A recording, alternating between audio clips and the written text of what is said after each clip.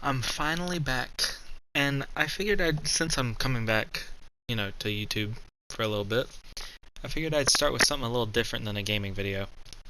This time I'm gonna be going through the worst areas and the hardest areas to get to in Dark Souls Remastered.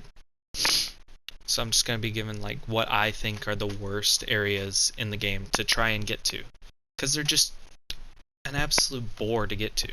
They make the game really hard to play just to get to them, and then once you get to them there's really nothing to do.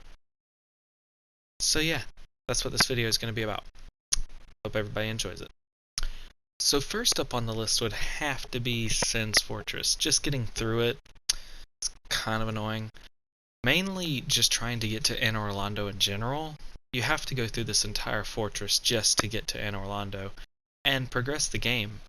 It's a part of the game that you have to go through, like there's no getting around it.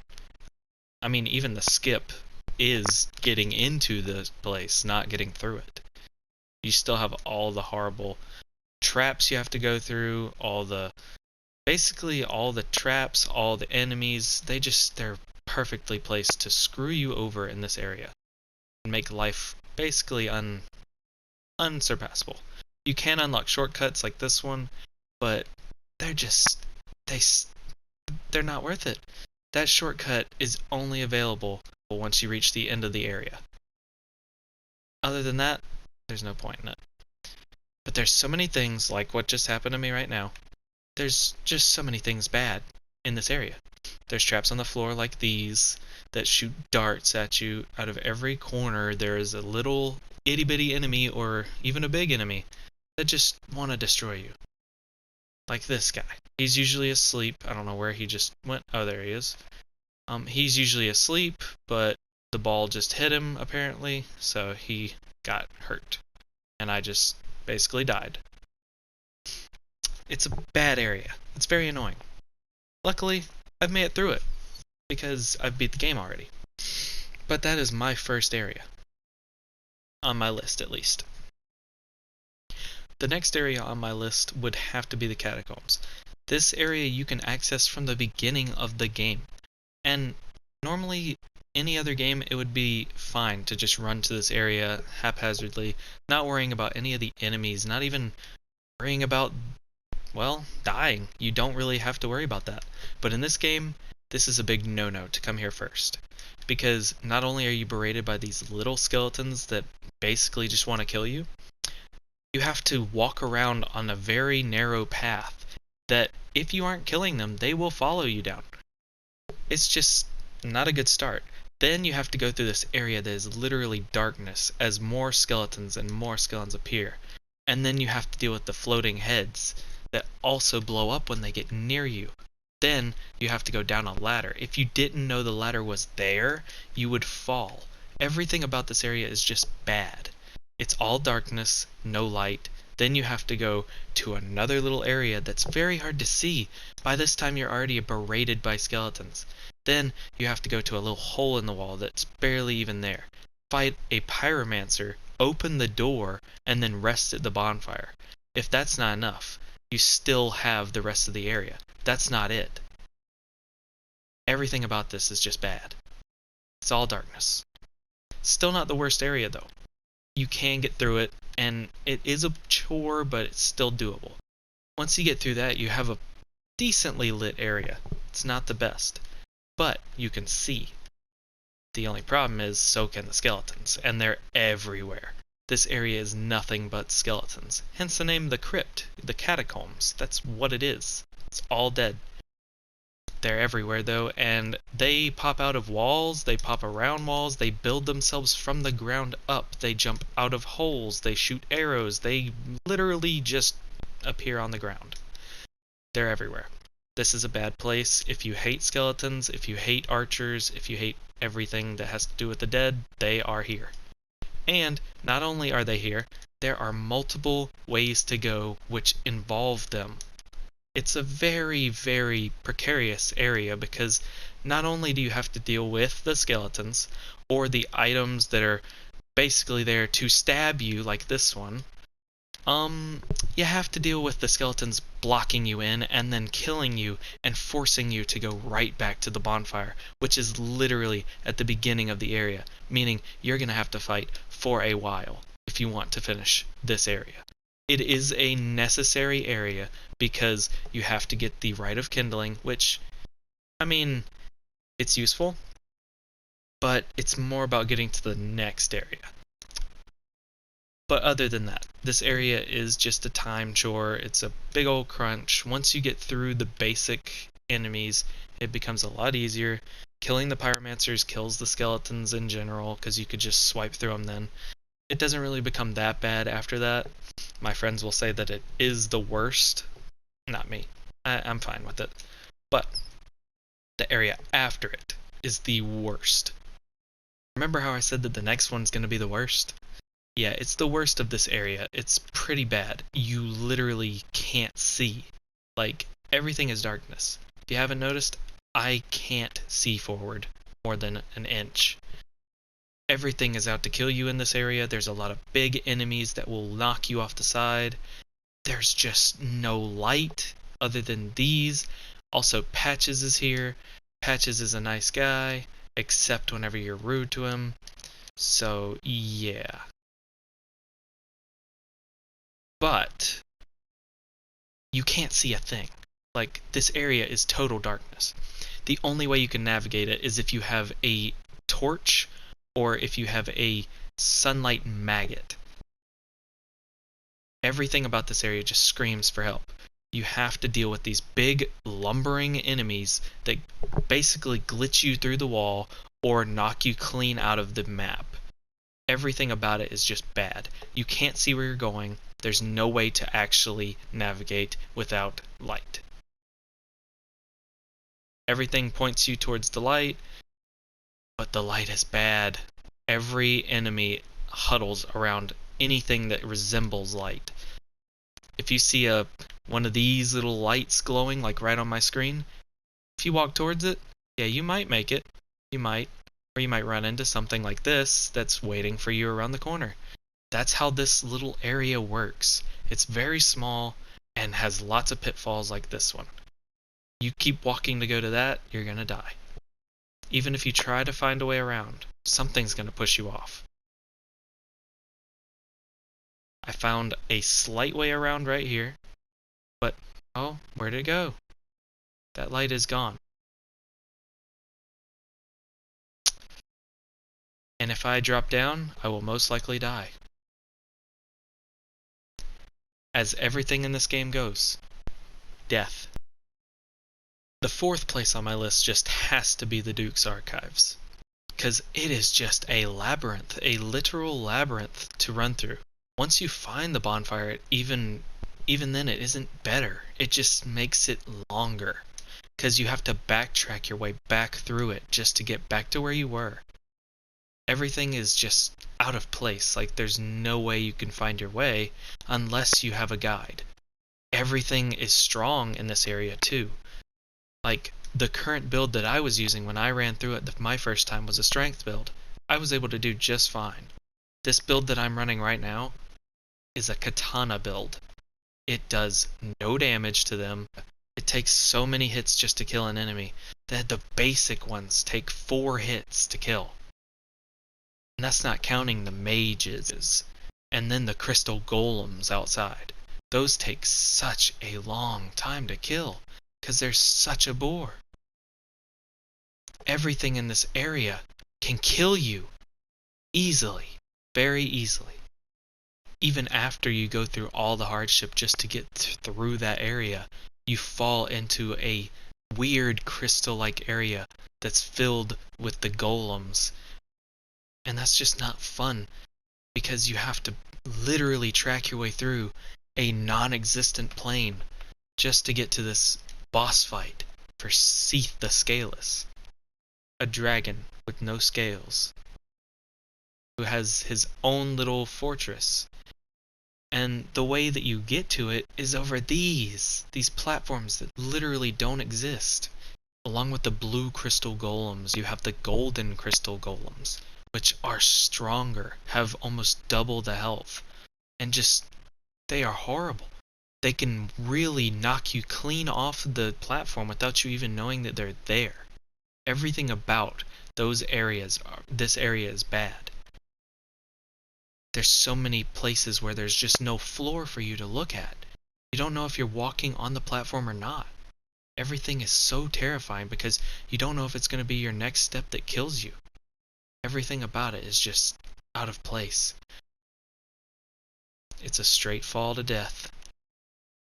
And my number one top place that is just the worst to trek through has got to be the Great Hollow. Now, the only way to get to the Great Hollow is by discovering it. So unless you're just smart and know where it is, or you have a guide or literally looked it up, there's just no way you're going to find it. Because you have to go down to Blighttown.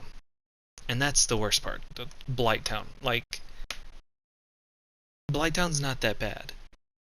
There's poison, obviously. Everyone hates poison. But the poison's not that bad. You can literally walk through it all the way there and be fine, because it's gonna die out. There's a bonfire inside. But it's just such a long trek of nothing to do. And not only is there nothing to do, if you make one misstep, you could fall to your death.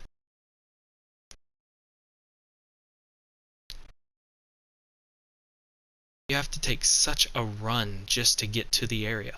You have to go through Blighttown. Now, I'm at the other end of Blighttown. That's not that bad, you know.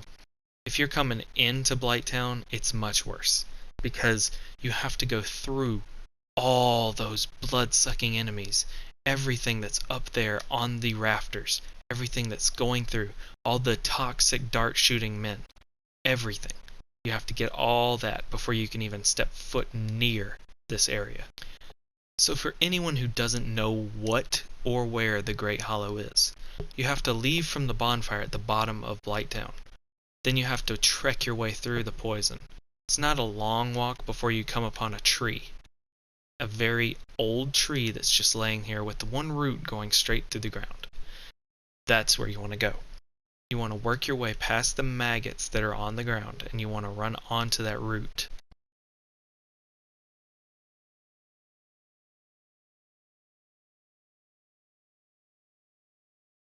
As you get to that root, you'll come to a little open spot in it with a body. Now, mine's already unlocked, but when you come to this body, there's going to be nothing here. You'll have to roll through the wall that's right here, and you'll find a chest. Most people stop at the chest, but the chest will not have this hole that I have. The chest will have a wall behind it. You have to once again roll through that wall as well. That will lead you to the Great Hollow. This is my least favorite area in the game, because it is just a straight up madhouse. First, it gives you a little drop or a ladder if you're smart enough to grab it. But they give you a bonfire just in case you didn't use the ladder. Then you have to trek your way through this entire veiny tree, every little piece of it snapping as you're going through. Once you reach close to the midway point, you come upon a bunch of basilisks. They petrify you. They give you a curse that once you get cursed, you have to get uncursed to get your health back. You can't heal it back. You have to get uncursed, which is a very annoying process. Plus, you are unable to use humanities whenever you're accursed, which, honestly, is very, very displeasing. But that's not the worst part. The roots start getting smaller. Your platform starts getting smaller, as you can probably assume. And not only that, the enemies that you just had to fight are at the bottom. And then once you finally beat the last one, you can walk your way back down even further. Now, here's where a new set of enemies come in. Or at least new for the Great Hollow. You've probably encountered them if you've already went to the forest. There's a reason this is my least favorite area. It makes you fight these enemies, because if you run past them, you're going to have to run past all of them. There's a bunch of these little mushroom men. Now, the babies are not that bad, and they even make a cute little bird noise whenever you kill them. Kind of morbid, but you know, it's sweet sounding. That's with each of the babies. There's quite a few of them.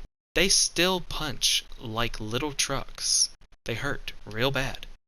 But the real problem isn't the babies. It's the big boys. The full-on Superman punch you big boys that can one-shot you if you're not careful. But once you get past them, you're into one of the coolest sounding areas in the game. Ash Lake. Now there's a reason that this place has the coolest sounding music in the game. When you look up,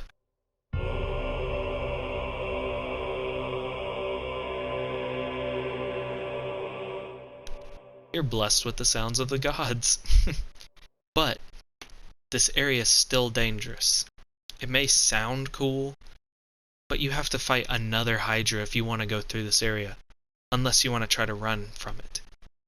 Not very wise. It is worth it. It has a really cool covenant at the end.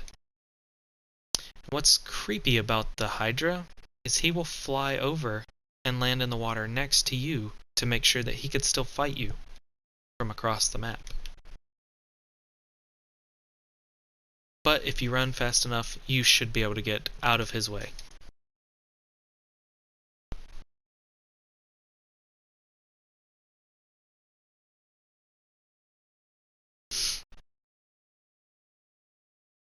You'll come upon a narrow path. This path is kind of scary if the Hydra is still alive, seeing as though he can still attack you. Also, there's a clam on the road that just follows you. It's very terrifying, because you could die by falling off of the edge of these. It's not very likely at this point because you've already ran past the clam and the Hydra. There's no way you can actually get hit, right? Well, if the Hydra decides he wants to follow you, or not even follow you, just shoot a blast at you at all full force, and it can knock you clean off your path. Basically stunning you forever, making you have to go right back to where you started. But at the end of this long and very annoying area, you come across a dragon and a bonfire. This is the everlasting dragon. You can pray to him to get his covenant and offer dragon scales to boost that covenant. You can also go behind him and chop off his tail, and it should give you a sword. Sadly, I have already gotten the sword, so I just cut him for no reason. You can kill the dragon, I believe. I have never tried because I do not want to. There's no reason for me to come back to this area if I kill that dragon, which would make this whole trek a waste. Well, thank you everybody for watching, and I really hope you enjoyed this video. Sorry I've taken such a long leave from YouTube, and that this is not just a normal, playing a game or, playing with friends or something. I just wanted to try something new for my YouTube channel, and I feel bad that I left for so long, but I just had to take a break. I couldn't deal with the whole situation that was going on already, and I honestly feel good to be back.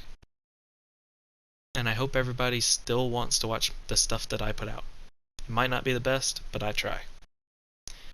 Well, hope you enjoyed.